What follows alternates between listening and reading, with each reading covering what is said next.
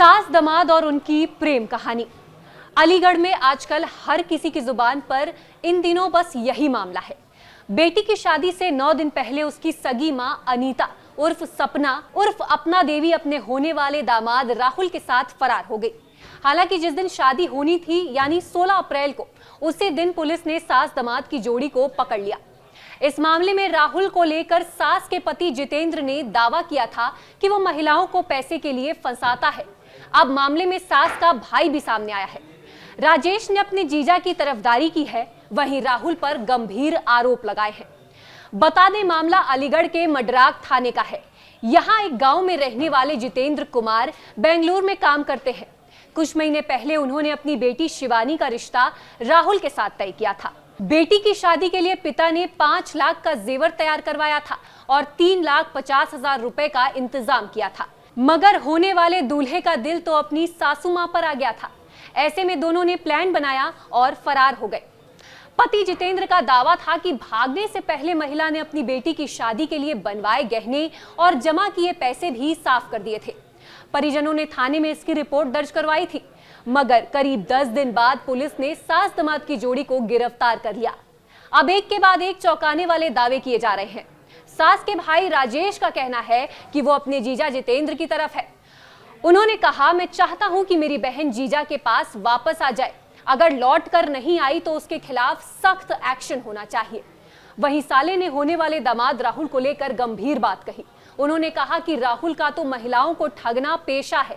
वो महिलाओं को पहले झूठे प्यार के सपने दिखाता है, उनसे अफेयर चलाकर शादी की बात कहता है, फिर महिलाओं से घर से पैसे गहने चुराने के लिए कहता है।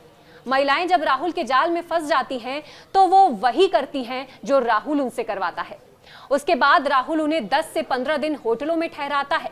फिर जब पैसे उसके हाथों में आ जाते हैं तो वो उन्हें गायब कर देता है।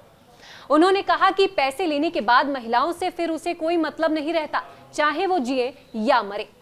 राहुल को कोई फर्क नहीं पड़ता, वो तो उन्हें भीख मांगने की हालत में छोड़कर भाग जाता है। महिलाओं के ही पैसों से कई प्रॉपर्टी खरीद चुका है वो सिर्फ पैसों के लिए ये सब करता है। ये बात मेरे जीजा को राहुल के ही गांव वालों ने बताई थी। राजेश ने आगे कहा कि पहले एक हरदोई की लड़की को भी वो इसी तरह भगा कर ले गया था, लेकिन पंचायत ने मामले को सुलझा लिया था।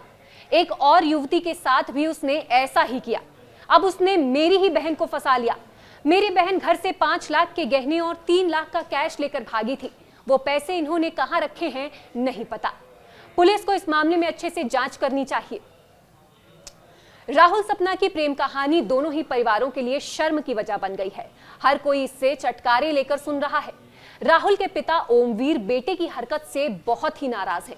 उनका कहना है कि समाज में उनकी बहुत ज्यादा बेइज्जती हो गई है। राहुल से अब उनका कोई लेना देना नहीं है। उसे वो अब घर में घुसने तक नहीं देंगे। देखो, उसकी इच्छा है। जैसे अगर वो जो भी पैसे लेके गई है घर से और जो भी जेवरात लेके गई है, आप लोगों को, सब लोगों को मालूम है और पूरे हिंदुस्तान को भी मालूम है इस बात का। लेकिन जो पैसा और चीज़ जो जेवरात लेके गई है वो तो मिलना चाहिए। और दूसरी बात ये है, जो इन्होंने घिनौना काम किया है दोनों ने, उसके ऊपर भी थोड़ी सुनवाई होनी चाहिए। पर महिला का तो ये कहना है कि कोई जेवरात नहीं लेके गई है, ना पैसा लेके, केवल मोबाइल। इस चीज़ का गवाह मैं हूँ, क्योंकि मैं उसका भाई हूँ। मुझे मालूम है जेवरात कितना था कितना नहीं था, और कभी भी एक भी रुपये से कभी भी दुखी नहीं रही है। क्योंकि मेरे सामने मेरे जीजा जी गुटखा खाते हैं, तो गुटखा के लिए भी इसके पास से पैसे लेके जाते थे। अच्छा, इन्होंने जैसे आरोप लगाया है कि वो शराब पी करके पीटते थे, ऐसा मैंने कभी नहीं देखा। क्योंकि मैं यहाँ पे 2-3 महीने 6 महीने रह के जाता हूँ। ऐसा मैंने कभी नहीं देखा। ये खाली झूठ पे झूठ बोला जा रहा है और कुछ नहीं। अच्छा, तो ये अब आप अपनाएंगे या नहीं अपनाएंगे? आप देखो, मेरी एक ये गुजारिश है आप लोगों से और पुलिस वालों से कि मैं खाली उन लोगों से 2 मिनट बात करना चाहता हूँ। आज आपकी भांजी की शादी होनी थी और आज ये पकड़े भी गए, तो इसमें क्या करना चाहिए? वो तो सब लोगों को बड़ी दुख की बात है कि आज जो है शादी हो गई होती और सब लोग खुशी में होते। जो आज इतना गम और दहशत है कि कुछ कह नहीं सकते हैं। और मेरे जीजा तो थोड़ा सदमे में भी हैं। और जो मेरी भांजी जिसकी शादी होने वाली थी, उनका कई दिन इलाज भी चला है। अच्छा, जैसे कि जब इस मामले की शुरुआत हुई तो क्या आपको कभी शक नहीं हुआ कि आपकी बहन का इस तरीके से किसी से संबंध जुड़ रहा है? मैं यहाँ पे था ही नहीं सर। मैं साउथ में आंध्र प्रदेश में था और ये 6 तारीख की घटना हुई थी और 7 तारीख को मैं वहाँ से निकला था। जब फोन पर भी कभी बात होती होंगी तो ऐसा कुछ नजर नहीं आया?